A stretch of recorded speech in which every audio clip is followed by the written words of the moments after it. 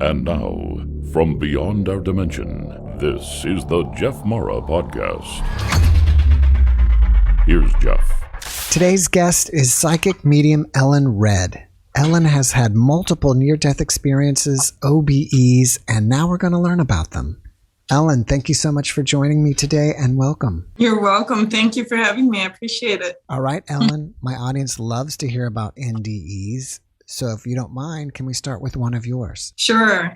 Obviously, I always start with telling everybody about the first one, which is when I was 4 years old and I was in a swimming pool and I didn't know how to swim and I fell off the stairs and the water swished me out and I drowned.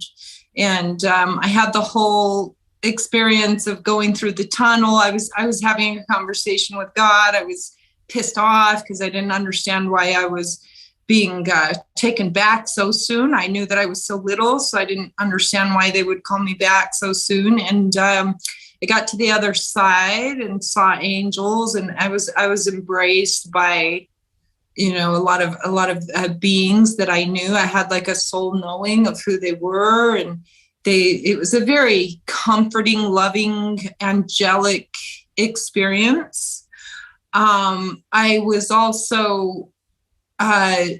also shown things about they were telling me that it wasn't my time and I was going to come back. So they were showing me what my life purpose was going to be.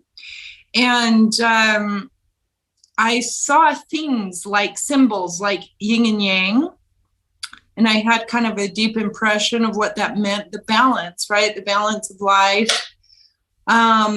But I saw a lot of different things in that experience. And then I was returned and I was revived by a lifeguard in the swimming pool and returned into my body. And I had conscious memory of it. It was very, very crystal clear for me what I experienced. And then over the years, I had really a lot of extraordinary spiritual experiences after that, including other out of body and death experiences. So, and also I became really kind of, I guess, psychic as a 4-year-old. So I think that, and I think this happens, you probably know more than I do because you interview a lot of people, but that a lot of times when you have an NDE, it kind of activates psychic abilities in the person. Have you heard a lot of people say that? Oh yeah, it's common. And there's even a medical condition called savant syndrome.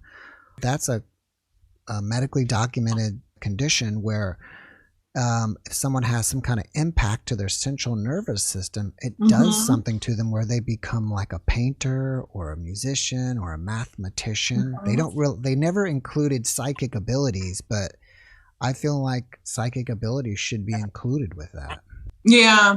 I can see also how that happened just from my own experiences later. As a 4-year-old, it's like I knew what I knew and I knew what I experienced. But later, when I started to have other experiences of out of body and death experiences, I started to get shown different things.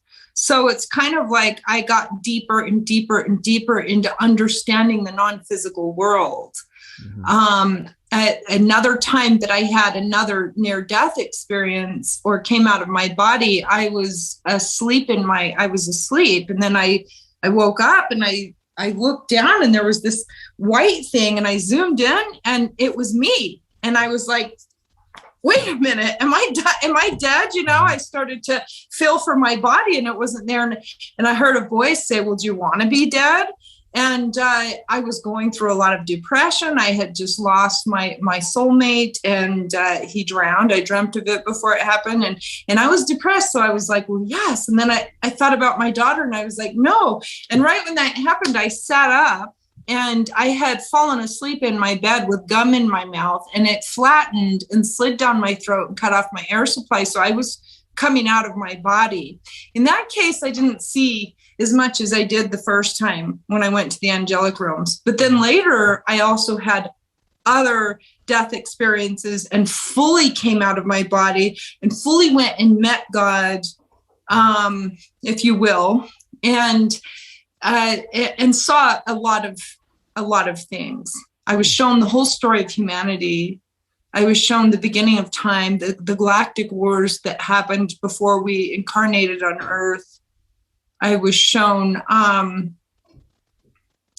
I was shown what we're dealing with COVID. I was shown what we're going to be dealing with in future events. It was like I saw this whole story. So I kind of am aware of where we're at in the story of humanity and what's unfolding, as well as even my own life and things that were going to happen in my personal life. So, well, I'm glad we got an hour because we've got a lot to cover. Can you tell us about your experience encountering God, and then we'll go on from there? Yeah. So it's so hard to explain in human terms, right? But for me, it was like first going into this light and understanding this overwhelming, completely all-encompassing, loving being or energy. It's an energy, right? And then it was also realizing and seeing that energy was vibrating and moving through all living things. Me, you, the dog, the grass, the tree, the bee, the little dust particles, the air. That being, that vibrating essence of love is everywhere and all encompassing. So it's kind of like I understood all of a sudden God, but that God is everywhere. And I also saw vibrational colors. I don't know how to describe it because it's like a vibration that you're feeling too. So I saw colors and I saw beings and I saw how we're all connected, and I started to understand quantum physics and vibration, right? And frequency, and understanding why love is so important, why we were always given the codes of love and to love one another, because it literally is your vibration. And when you fall out of alignment with that, you suffer. It's not because God doesn't love you. It's because you're out of alignment with, the vibration of your own being. Mm-hmm. And in a sense that God is you. So you're a spark of the divine. Right. So I hope that I explain that as well as I can, because it's kind of like we're all part of that God. If you don't mind, just backtracking for a second, how did you wind up getting out of your body to experience that in the first place? Well, that's a long story, because it kind of was like a lot of events leading up to that. But I lost a baby.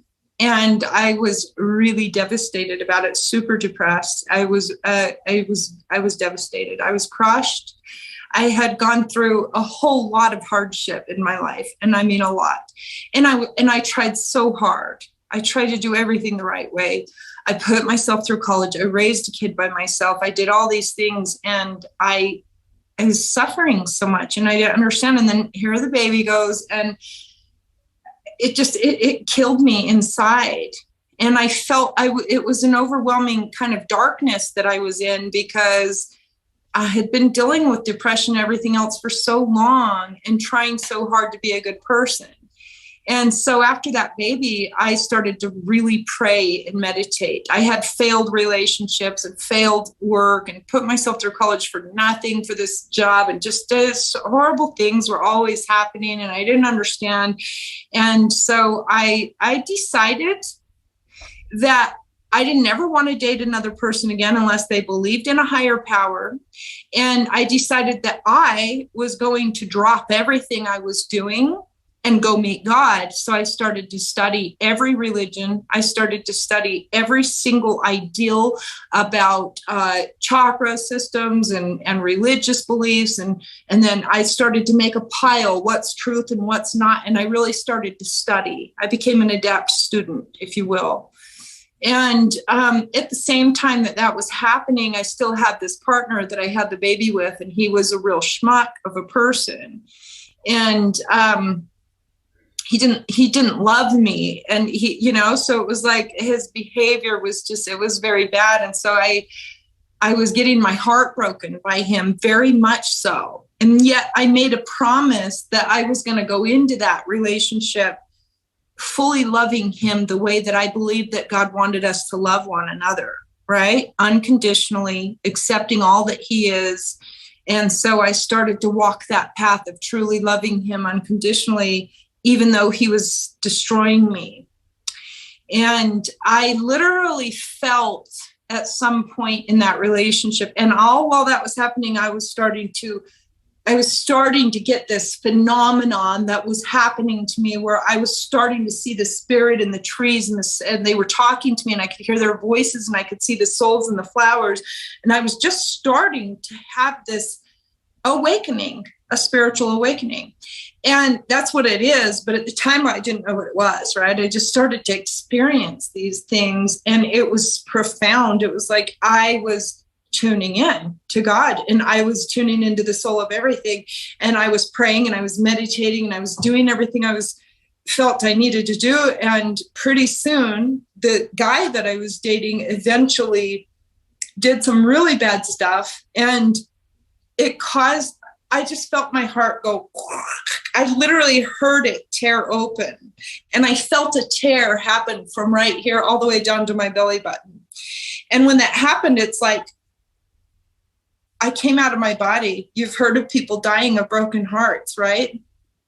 I basically died of a broken heart and went to God. And then when I came out of my body, I came out of my body and I got shown. It was really interesting because it's like when that happened, I went to another dimension, if you will. I left my body. I couldn't take it anymore. And it's like, I was out of here. Screw this place. I'm gone. That's it. I've done everything for everyone that I can do and I'm out of here. And so I went to another dimension and I was shown, God and everything else there, but I was also shown a lot of other things in regards to galactic beings and interdimensional beings in different dimensions on the way to source. Now, you mentioned meeting God, but you didn't mention meeting any religious figures like Jesus or any other religions. Were you religious at the time? I was not religious at the time of that experience. And by the way, in that experience, in my understanding of God, I also saw lots of versions of God, if you will, or it's kind of like there's so many aspects of God. Because God is all encompassing, so it's hard to explain. But I saw also a Black woman that was God, a cosmic mother, if you will. You might have heard other people talk about that. I saw when I was 4, when I drowned, I saw Jesus. But I was at the time being raised in a religious background that was Christian, so that could have had an influence on how I was perceiving, what I was experiencing. But in my understanding now, that Jesus energy really is a Christ conscious energy. So I don't know if it was an actual being or if it was just my interpretation as a 4-year-old. That's probably debatable for everybody. But in this last case, when that one happened, I saw a cosmic mother. Because I was really studying but I didn't know anything about the feminine aspect of God. And that was revealed to me because I had always known God to be a patriarchal male.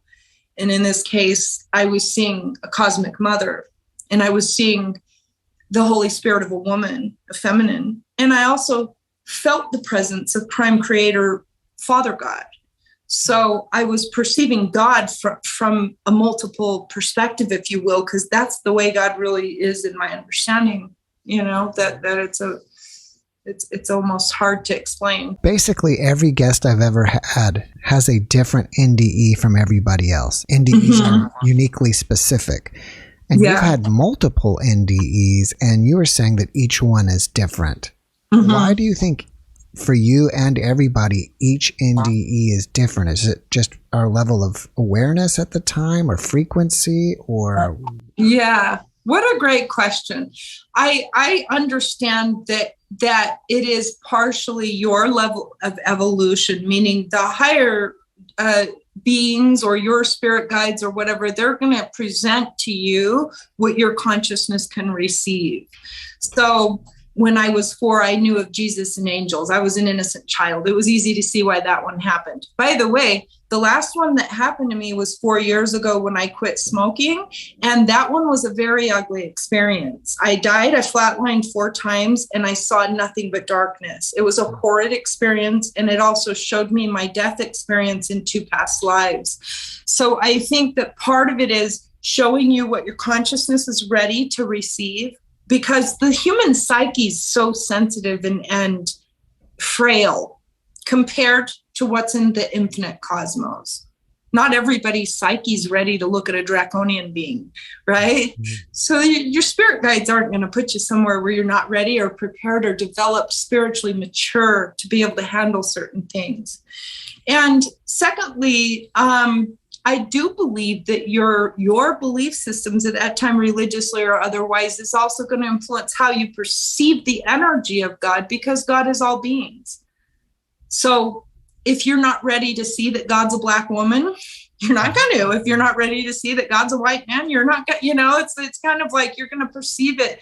Perception's everything. Why do you think you went to like a black void? What I understand about that particular time was I was being shown that I had to break a cycle, it's a long story on that one, but I went there basically to experience my previous life's death experiences, to show what I went through in past lives from smoking. One of those past deaths was from smoking. One of the two. Both of them were related to smoke, because I've had multiple past lives, but both of them had to do with smoking, although the one in the Renaissance days, I don't think it was cigarettes.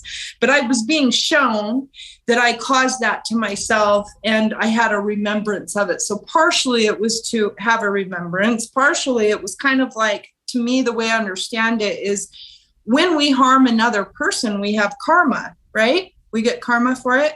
Well, when you harm yourself, you also have karma, because you too belong to the divine. So you have to kind of clean that, clear it, and heal it. I think that might have partially been part of that. I also went through, and I had already been fully enlightened, had my light body activated, and that kind of a thing. So I had been walking with God for several years prior to that. But when that happened, I got put through, and I was warned even before it happened, because I was in transmeditative state for almost 2 months.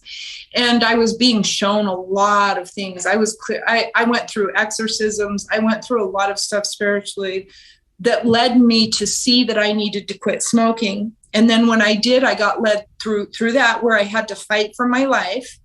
And I think part of the darkness I was being shown was that I was suffocating in that lung. My soul was buried under all that tar. I was buried under there. And so that was part of the darkness I was perceiving too. Another thing that happened to me after I had the 4 flatlining, and then I had to start fighting for my life, which was a 4-year journey, which led me into breast implant illness also. But I've kind of had a lot of tough lessons.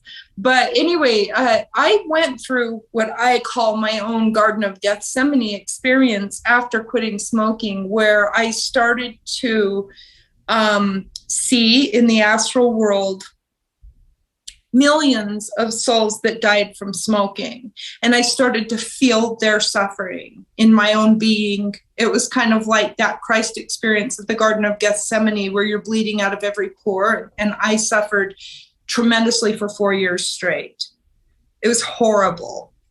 It was a horrible time. It was the hardest time I've ever had in my life. And yet at the same time, I was understanding that on a soul level, I was also helping to transmute that energy and heal it on a collective level. Some of my guests will comment that when they're on the other side or wherever they are, that it's a place of non-judgment and of complete acceptance. Yeah. And then some of my guests will experience hell, maybe for being judged. So they're kind of contradictory with each other. And you mentioned karma, which I think made me think of the whole questioning that I'm at right now. Are we accepted or are we judged and have to pay for that? We are both, because we are ultimately children of God, and we came from the light and we'll return to the light. We are eternally loved. However, there's a realm, the 4th dimension, before you get to the higher dimensions where the divine love and the angelic realms are. And that 4th dimension is the astral realm, which is where all of your karma has to be cleared. And if it's not, you get shot back into earth again, and you got to repeat, rinse and repeat. You get the Band-Aid over your eye, you don't see anymore, and you got to start over until you get it right. Mm-hmm. You're not getting to the higher dimension until you get it right here. All right. I don't know if you can live a perfect life without creating some kind of karmic debt. Is there a certain amount that's acceptable and you can move on? Yes, it's a balance. It's like the scales, right? That was a great question also, because you're so right about that. It is all in balance. That's the yin and the yang, right? And also the source knows your heart of hearts, your heart's intentions, and knows why you're choosing things and what your specific set of circumstances is. Why did you get that abortion? The source already knows whether you were raped or you weren't raped or those kind of things, and what led you to make certain choices. So you're going to be judged based on your own set of circumstances, based on your own heart's intentions and that kind of a thing. It's not about being perfect. It's about learning the laws of love and remembering it and walking it daily. And that doesn't mean you're going to be perfect, but it means that you're lining up with it. You're getting an alignment. But you do have some room for error there. It's a scales, right? The scales get balanced. Your karma gets balanced. All right. Well, you've mentioned that you've seen the future. Can you share with us what you have seen? Well, I've seen a lot of things, and let me just explain this first, and then I'll tell you some of what I've seen. In the astral realms or the astral grid, there's lots of timelines, right? It's like a grid system. So at any point in time, you can go this way and shift your reality, or go that way and shift your reality, or there's multiple parallel universes. So there's lots of timelines. However, I have seen for humanity certain things that unfolded, including COVID. I foresaw 10 years ago that the Bill Gates issue and people pushing vaccines and that kind of a thing. I've also seen bombs blowing up the whole planet. And I saw that it was wars between China, Russia, the United States, and Korea. And there was nothing but a little leaf that couldn't even grow out of the ground. Whether that really happens in reality in some timeline or not on this earth plane, let's hope it doesn't. And maybe we can shift that through our collective energy. But I have seen that was a timeline, that what happens in the cosmic grid has happened or will happen somewhere in time and space. So there's a timeline out there where that happened. I accessed it. Maybe it happened on a certain dimension. It's like maybe there's multiple dimensions of this whole planet playing out. So maybe on one of those dimensions it happened. Yeah, although I kind of felt like I was being shown, the end game of humanity's story, if you will, kind of how we're going to go and split off into New Earth. I saw New Earth. I saw the split off of the old Earth and the New Earth. I saw that I would quit smoking. I saw my twin flame, whom I didn't know in the human world. I saw that I was married from the heavens to this being that Creator made me with. And I didn't know that person because I was with the other person that broke my heart. And after that happened, within 9 months, I met who he was in the physical world, but I didn't start dating him or anything. I spent another 10 years having a telepathic relationship with him and developing this understanding that we were married in soul together alchemically. So if you're shown that, from what you're saying, it's doomsday. So there's really no preparing for that. Well, yeah, I was shown that, but I was also given the Christic impression or the understanding that we can shift that timeline, which is why for the last 10 years, myself and many other light workers have been really working hard to help awaken humanity and to help people understand what's going on so that we can shift that timeline, because we can. It's quantum jumping. We can quantum jump into a different timeline. But in order for it to happen on a global level, we have to have the majority of humanity understanding that we need to shift that timeline or we're going to blow up.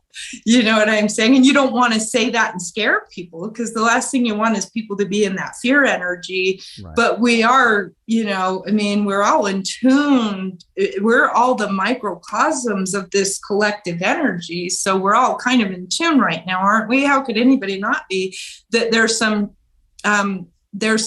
stuff on the fan right now that's going around, and we are all affected by it. I'm assuming that when you were over there, you felt love that's indescribable, maybe the love that you've always yearned for. Do you think that being in this realm or this density, that it's impossible to feel that love? Well, it's not impossible. I think even after I returned that one time after the heart ripped open, I was in that state of love for over a year. I was in a high vibrational, I was tuning into the angels, and I was also able to come in and out of my body daily for almost over a year. And then it started to get a little dense again, because you're in this dense reality and people are flipping you off and doing these things. But I've always been very in tune after that. I was activated at that time where my light body got activated, and I had etheric wings that came out, and I had a full remembrance of my soul from the angelic realms before I came to Earth. I had full conscious remembrance of it. And so it's been easier for me to hold that vibration here, but I wouldn't say that it's an easy task, especially right now with everything that we're experiencing, because in certain ways, some of the darker energies or darker forces are really working against us being in that loving vibration. Mm-hmm. So it does make it really challenging. I don't think it's impossible to achieve at some point, but we're not there yet. Yeah, we're getting there in certain ways. Do you think it's possible that soon the Earth will be changing into 4D, and after this lifetime, you'll have to be able to go to 4D yourself? Or if not, then you'll have to go to another planet that's going to be still 3D? Yes, I was very much shown that. And I wouldn't even say 4D, I would say 5D, because I think that as we're going through ascension, you have to pass through 4D, but that's kind of part of your own personal ascension. That's where you have to learn how to navigate that that psychic realm to get into the angelic realm. And so you're going to go that way if you're ascending. And if you're not, and you're choosing to stay in that 3D mindset, then you are going to go to, like I said, the Earth split. That's what I was shown, the Earth kind of splitting. And one group is going to ascend with New Earth, and the other one's going to descend with 3D. Only what I was shown is it's going to get harder for those humans than we've seen because of where we're at. And you can kind of look at the writing on the wall. It's already starting to happen. People are going one direction on this and the other in this, and it's a complete split. You're either a Trumper or you're a Biden person, or you're either a Republican or you're a this, or you're either black or you're white, or whatever it is that the division is. Those that are in that divided mindset are kind of doing that. But those that are going in ascension kind of have to, they can't lie to themselves, right? You still have to stand in what you feel is true, and that's leading you in your ascension path, if you will, which is New Earth. And some things that are happening in our political world really are a manifestation of what's happening in the psychic world. So we can't avoid it, really. So are you saying that the people that are ascending are kind of stepping out of the whole divisive world, period? They're not taking a side either way. They're just kind of leaving all of that behind and moving forward. I really used to think that way after my awakening for many years until this last couple of years. And then I can see that in certain ways, some of what that division is those who are choosing ascension versus those who aren't. So in some ways, unfortunately, we're still a little bit having in. I guess I wouldn't say that it's a division thing. It's just that you're choosing to ascend, and those that aren't, you're honoring their right to choose not to. And if they ever choose to, they can. You'll meet them in the good place, if you will, right? But you can't stay where they are in consciousness. Every level of consciousness that we evolve in causes us to have a peeling away, like a death process or a peeling away. It's like you outgrew your ex-girlfriend, right? You can't stay there anymore because you outgrew each other. You moved on. You got a higher partner that's more fitting for you. And you can't lie to yourself about that. And it doesn't mean that other ex-girlfriend was a bad person. It just means that you outgrew them and you guys aren't going in the same direction, right? It's kind of like that. And it doesn't make things necessarily easy, because ultimately where we come from in the good place, we're all one, we're all loving each other, and we're all brothers and sisters. But not everybody's choosing to go in that direction at this time. So we sort of do have to have that duality in a sense. We're all part of it. We're not going to entirely escape it, I don't think, in this reality, as much as for a long time I really believed that we were, but I think it's going to be a process. If people want to ascend, can you give people any general tips? One is to most absolutely make listening to your intuition your number one priority. Trusting your intuition and really listening to it on a daily basis is absolutely critical. And to understand which voice in your head is your intuition and which one's your ego. Because the ego sometimes comes and tricks you, out of your own self. So that's the first thing that everybody needs to do, is to begin to really, truly trust that the invisible calling in their soul, the feeling, the intuition. All right. You mentioned that you met galactic beings in the astral, I believe. Is that how you got involved in doing starseed readings? It is. It is. There's so much there in the infinite world universes, right? Like there's so much there. And the way I explain it is, it's kind of like looking in the ocean, and how many fish are in the ocean? How many types of species are in the ocean? We don't even know. Now imagine what's in the multiverses. We have very little. We're very new to being able to remember how to access that again. And so for me, as I was going through that awakening and meeting God and all of those experiences, I was also introduced to Pleiadian beings and other galactic beings, and had a full soul remembrance that they were also our brothers and sisters, and I'm part of that collective as well. So, and that was part of why I came to Earth, to help humanity. And then after that happened, over the years, I started to channel them on a regular basis. So would you say that you are a starseed? Oh, yeah. We're all starseeds. We all came from the stars. All right. Well, I think some people will think that they're maybe they consider them a starseed this incarnation. Like this incarnation, they came directly from Arcturus or Pleiades or whatever. Yeah, I know. Some people kind of, I think, are getting more into the mindset of you're boxing yourself in, though, in a certain way. From what I understand and what I've been channeling over the last few years is that, and what I saw even in my awakening, is that ultimately, originally, we all came from the angelic realms, right? And then we developed ourselves by traveling into different planetary systems. Some people lived on Arcturus, and then they lived in Pleiades. Most Pleiadians, and not Arcturians, but other starseeds, first originated in Lyra, and then they went to Pleiades, right? So we're eternal souls. We've been traveling around and having lives and lifetimes and multiple lives and past lives, not just on this earth, but in other planetary systems as well. And it's just a part of your multidimensional self.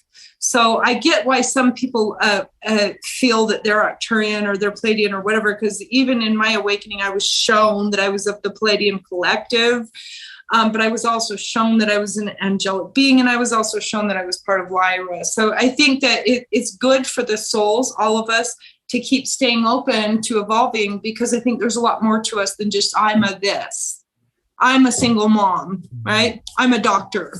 I'm a this. It's like an identity, and it's good. And as we get more into the soul of who we are, we're multidimensional. We're more than that. We're all of it. We're everything. We're a little bit everything rolled into one. What do you think the point is of us incarnating on Earth? My understanding, I love your questions. You're really good at asking questions that I think everybody wants to hear, right? What I was shown, what I understand and I know to be true, is that we originally every person on Earth is a highly evolved soul. And I mean highly evolved, believe it or not. And they don't remember because they have their veil on. But not every soul that even was highly evolved got to come here. This is a master's mission, a master's program. And the reason why is because we chose and agreed that we were chosen for it by Creator because of our past deeds in other planetary systems. We proved ourselves as galactic warriors, if you will. And we were chosen to come here because the great mission was to cut ourselves off from the light to find our way back. We had already gone through these Ascension panels before, and this was the heaviest mission. You're going into the densest reality now, friends. You are the frontliners going into the densest reality. Now, can you find your way back to the light?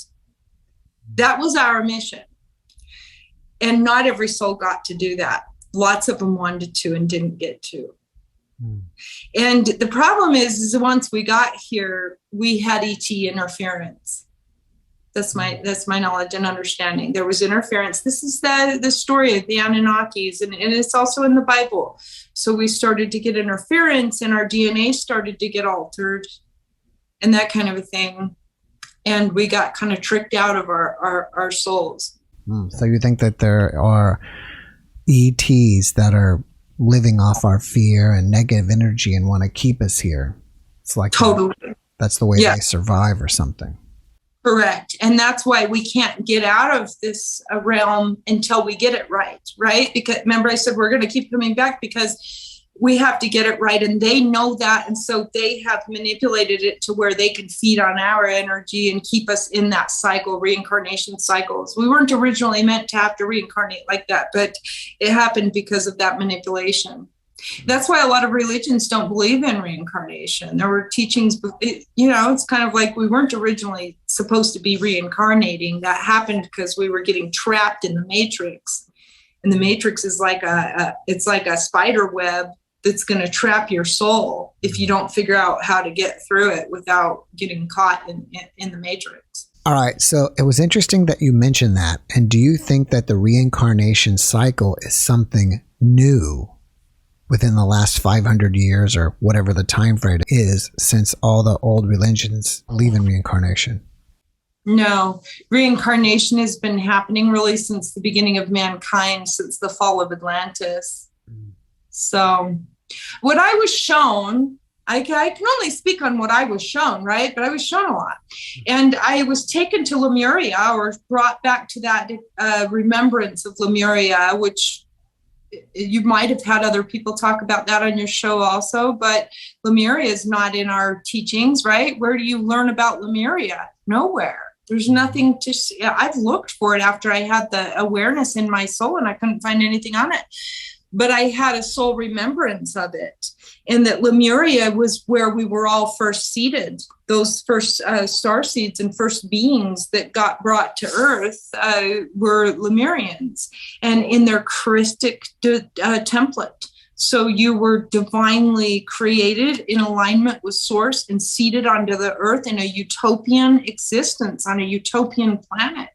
We weren't meant to be tested and go through suffering and all this hardship and all that stuff. That really wasn't the design. We were coming to have a utopian existence here in our physical bodies. And yes, we were going to cut ourselves off from the light, but we weren't meant to sit and get caught in these never-ending cycles of suffering. That's silliness, because really, it wasn't supposed to happen like that. But after, and what I understand, and it's not 100% clear for me, but what I understand is something happened to Lemurians. I don't know if that's when the galactic beings or the negative ETs came in and altered them. Possibly that's the Garden of Eden story.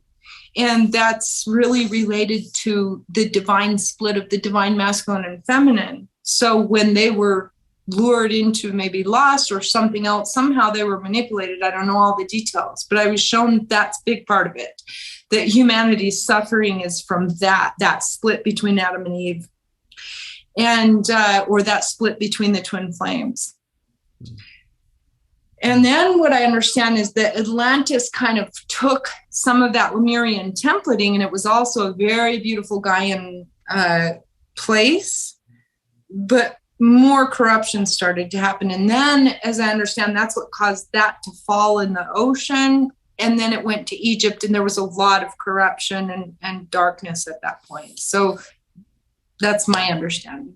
Out of all my podcasts, which is like 200 and I think 60 something, I've only had one mention of Lemuria. And that was these guys that they had jewelry, and we were going through all the metals and the jewelry or whatever, and the way that the jewelry was made and the metal analysis of it, that I think they were claiming that this jewelry, some of it was from Lemuria and some of it was from Atlantis. Okay. I would be hard pressed to believe that they had the jewelry from that place. However, what I do understand is that even Lemuria, even what I tapped into in having that soul remembrance of Lemuria. That's really loud, isn't it? Yeah. What is that? Is that your dog? You're going to have to edit this too. It's Mr. Bubba drinking water. I'm so sorry. That's okay. That's okay. He's a pit bull and he's just loud. I'm sorry. That's okay. I actually like it. It's fun. Okay. Well, anyway, what I do understand, what I was shown about Lemuria, is it doesn't matter if that jewelry was specifically from Lemuria. It is from Lemuria in a sense, because Lemuria is the earth. It's like you're a starseed. You have a crystal in your brain.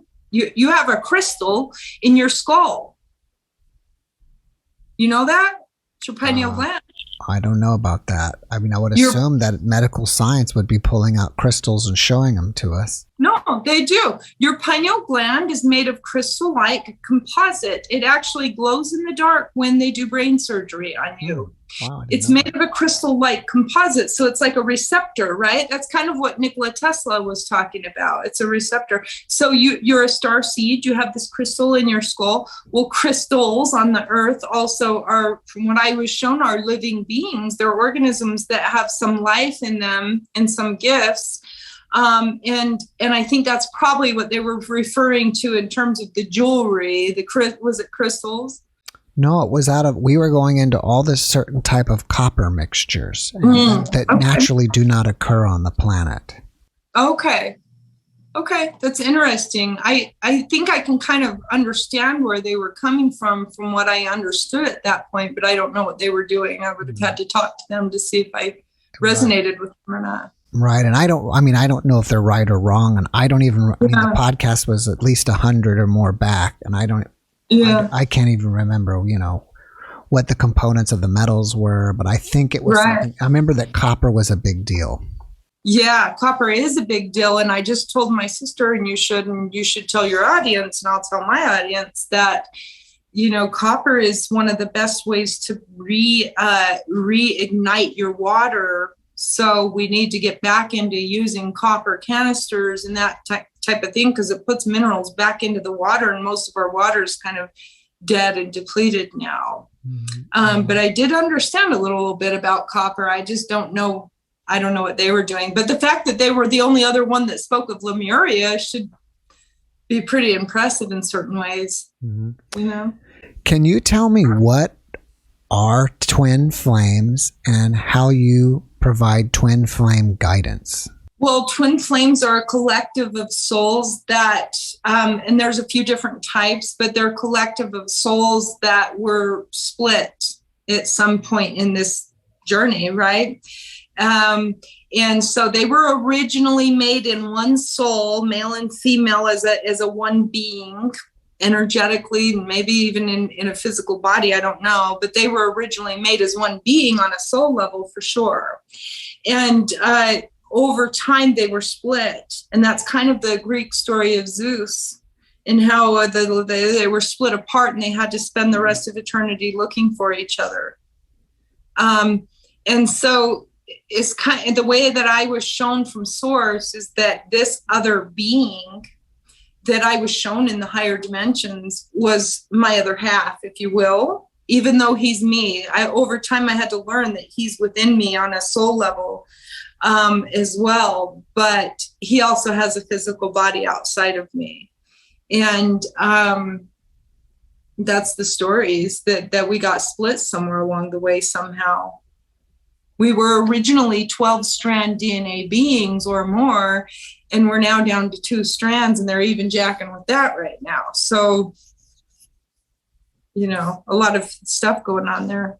So are you saying that it's kind of like when someone says they have a soulmate, but it's much more, and everybody has a twin flame? Well, I am saying that it's definitely more than a soulmate in a certain way. It's different than a soulmate. A soulmate's a lovely experience, and a twin flame is a very challenging dynamic because it's not like a Hallmark romance. So you're not going to have that experience per se. Am I saying is everybody a twin flame? Not necessarily, in the sense that some souls didn't come and choose that experience. So some of them incarnated as a whole soul already in their being, masculine and feminine, energetically. And some of them are in their 3D consciousness a twin flame, but they're not energetically in a twin flame paradigm. And even some of the ones that are energetically twin flames didn't choose to incarnate and have that experience in this lifetime. So everybody's soul's journey is different. Where they're at and their soul lessons are different. And you're not going to have that experience not everybody's going to have that experience in this lifetime. Maybe you chose to come and have a soulmate only, or who knows what. So. Right. From what you just mentioned, that some people already have masculine and feminine energy. Are you saying that when they're twin flames, one has masculine and one has feminine? Well, I wish it were that simplistic. It's really not, because again, my twin flame has a body over there, but inside I have masculine and feminine energy in me, as everybody does. So in a way, we're already made that way. It's kind of like the Hermetic marriage. It's the yin and the yang within you. But when you really get that balance within you, if you're meant to have that twin flame connection, you're also going to meet that balance outside of you as well.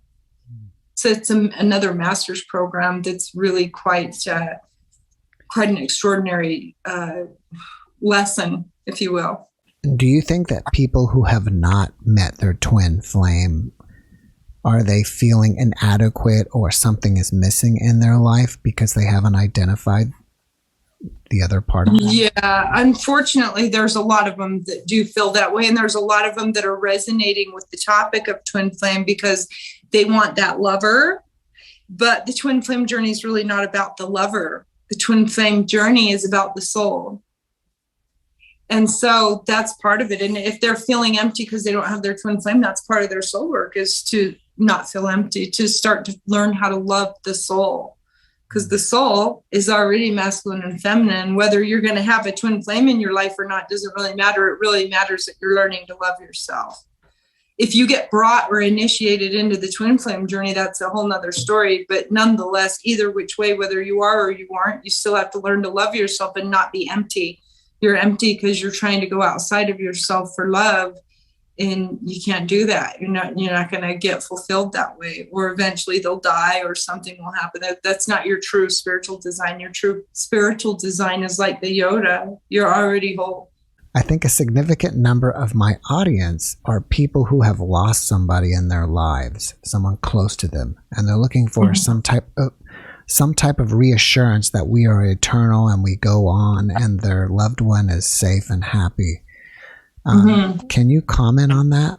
Yeah, I have been speaking to spirits on the other side since I was 4. And I promise you that they are not gone. And they're very, very much here with us. They're here with us. And so I don't know how I don't know how to prove that to people, except that when I do sessions and I channel people, when I'm channeling, sometimes the person that comes through will tell me things or show me a gift that they gave that person. I had a client come to me and I think it was her mom, I can't remember, but it was her mom or her grandma. Somebody came through and they showed me the picture of a Fozzie Bear. Remember Fozzie Bear from I don't remember Fozzie Bear. How would I know Fozzie Bear was for her? But they showed me Fozzie Bear, and I asked her if they had given her one, and sure enough, they did. So when they come through, they usually will give me either a gift that they gave them, or they'll tell me a nickname that they used, or they'll show me how they dressed, or they'll show me the car that they had, or that kind of a thing, to help them see that they're really there. They are here. They can be accessed. It's just an energy thing. And also it's one of those things where if you have doubt and skepticism, that's an energy that prevents you from having your own channeling experiences. When you're doubting or you're afraid that they left you or that kind of a thing, it's sort of like an energy block that keeps you from being able to have them visit you. They're there. It's you that's blocked. You that's blocked. It's your energy that's blocked, because everybody in your true spiritual nature can tune into them when you're in alignment. But what happens is people get wounded, or they get, they have energy blocks. They have other areas in their own being that needs to be healed, so they're not getting in alignment. I understand that you do shamanic healing. Can you tell me about that? Yeah, it's kind of hard to explain, but it's holographic shamanic healing, where I basically will have a session with a client and I'm able to scan their light body. And I do a little bit of mind mapping also. So I'm able to see where they're having distortions and where they're caught in the matrix, really. And then I'm able to help shamanically heal them by doing shadow healing. It's kind of a combination of shadow healing and mediumship, as well as energy healing and removing energy blocks, so that they can get more into alignment, so that they themselves can have astral traveling experiences, or mediumship experiences themselves. What inspires you about your near-death experiences that you've had? Honestly, because of how many experiences I've had and what I've experienced, I am so inspired just to understand my multidimensional eternal self. It gives me, I have no fear of death. I have no fear of humans. I have no fear. I have no worries about what's going to come or what's going to go. I'm completely just in the flow of the spirit all the time, because I understand my eternalness.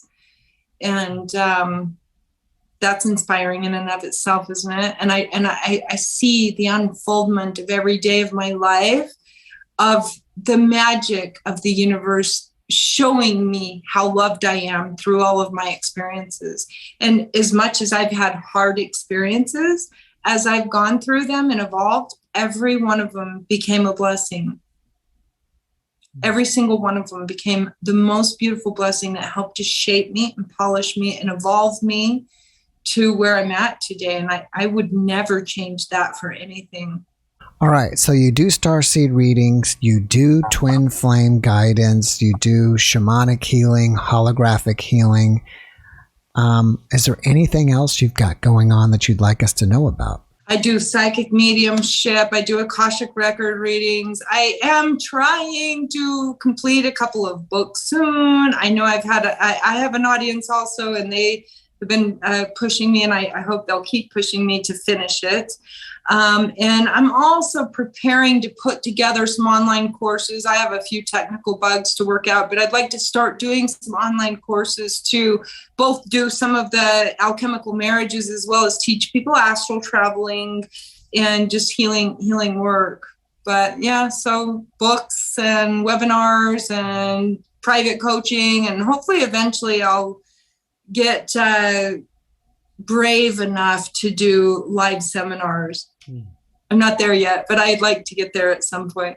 After watching this podcast, many people may want to just message you or ask you questions. Are you open to that? And if so, how can they reach out to you? Yeah, I'm totally open to it. They can go to ellenred.com. That's Ellen and then Red with 2 Ds.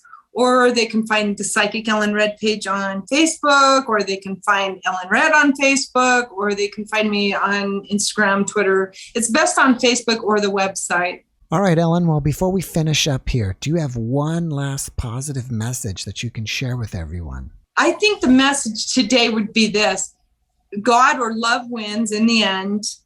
and love and God work through us. So through us, we will win. Thank you for that. And Ellen, thank you so much for joining us. I really appreciate you. I wish you the best and enjoy the rest of your day over there. Thank you as well. Good to meet you. Nice meeting you. Good night. Bye. Thanks for watching the JeffMara podcast. I really appreciate you. Another way to show support is through YouTube memberships. And if you do, there are loyalty badges and other perks depending on your level of membership. All you need to do is click the join button underneath the video to find out more. Thank you for your support.